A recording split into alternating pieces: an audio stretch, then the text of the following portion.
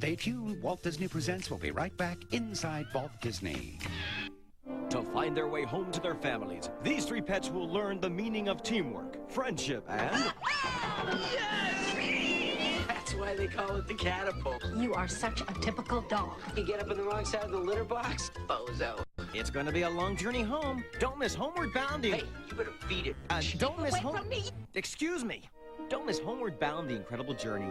Tomorrow at 7:30, 6:30 Central, followed by Shiloh on Magical World of Disney. Am I bad? Oh, yes. Here's a mind-bending philosophical question for you. Go on. Is it possible to be too smart? As a scientist, I find this thoroughly engrossing. How about too cute? Boy, that face is hard to turn down. You should see him around Christmas. What about too cool?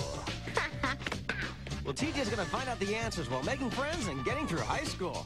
Interestingly enough, that was my thesis. TJ's the smart guy. Catch him every day, only on Disney. Here's a special holiday greeting from Disney. How do you celebrate the holidays? Our family celebrates Kwanzaa. For 7 days, we light a candle. Each candle represents a principle. Like unity and self-determination. My family is from the Philippines. Where did this one go? For New Year, Mom puts out 12 kinds of fruit, one for each month. It will bring abundance all year long. Happy holidays from Disney! Tomorrow on Magical World of Disney. Disney presents Shiloh. You seen my dog? A boy must keep a big secret. Shiloh? That's where I found him, up on the Shiloh Bridge. As he struggles to save He set this trap. the dog he loves. He's gonna kill Shiloh! I just can't give Jed the chance to hurt him again. But is time running out for this runaway hound? Find out. Don't miss Shiloh. Tomorrow at 9/8 Central, right after Homeward Bound, The Incredible Journey on Magical World of Disney. We now return to Walt Disney Presents right here inside Walt Disney. Although Bluebell seemed to be footloose and fancy-free, she actually operated on a pretty tight sort of a schedule. 5:30 in the afternoon was always the witching hour for Bluebell. That's when she turned into a respectable, home-loving hound. That was also when the master came back from work.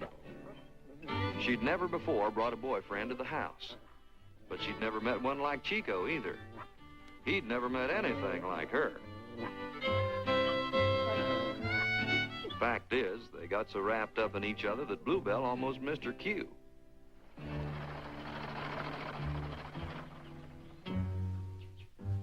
Chico figured to make himself scarce until he knew the score around here. Bluebell pulled herself together and went into her dutiful dog routine. Howdy, gal. Good dog. Chico got the picture. Yeah, tomorrow'd come and he could see some more of that pretty little gal going through that door. But he had better things to do than sleep when the moon was high and his love was deep. Serenade.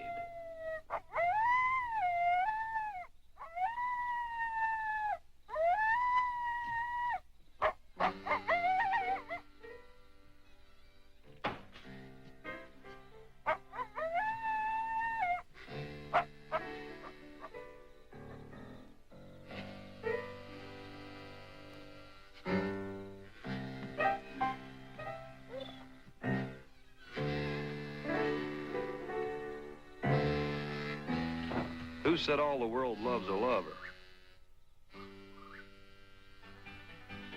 Next morning, soon as Master was out of sight, Chico followed Bluebell out into the Tennessee countryside. As usual, her trail led to Johnny Martin's camp. This time, Chico was willing to come quite a ways closer, but he still let Bluebell go in to make the touch.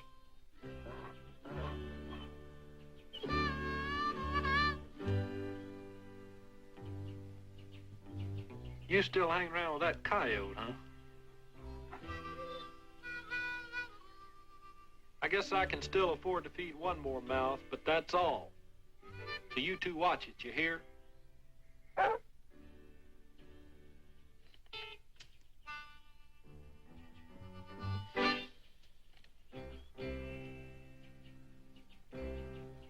Hey, I've been writing a song about you two. You want to hear it?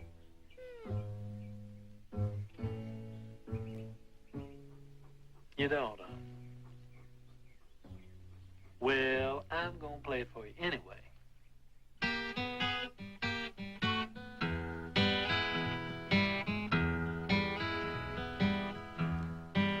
Coyote, coyote, how'd you get to Tennessee? Oh, tell me, Mr. Coyote, how'd you get to Tennessee?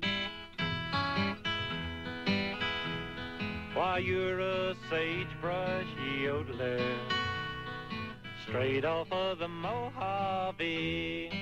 That's a desert, dog. Yodeling, yodeling, yodeling.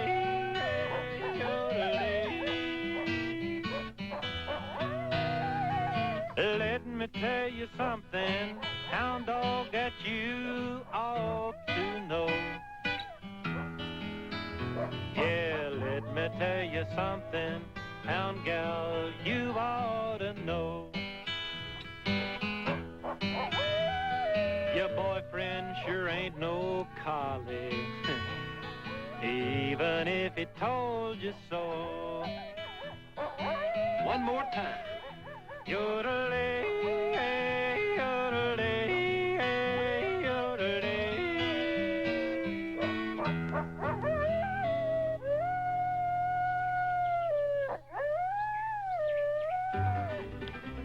Well, that happy couple spent the rest of the day just touring around and enjoying each other's company.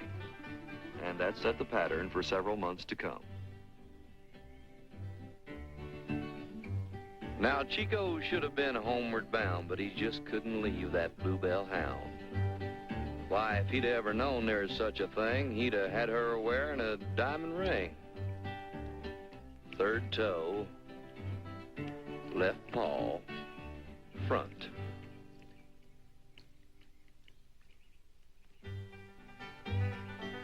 Come the weekends, of course, Chico was on his own.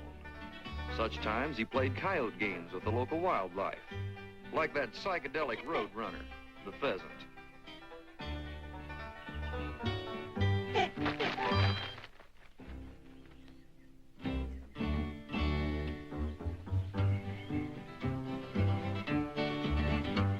Well, something else that was mighty queer was the size of some of the critters around here. Why, the way he saw it, that old groundhog was a 17-pound prairie dog. Enormous. Tough, too.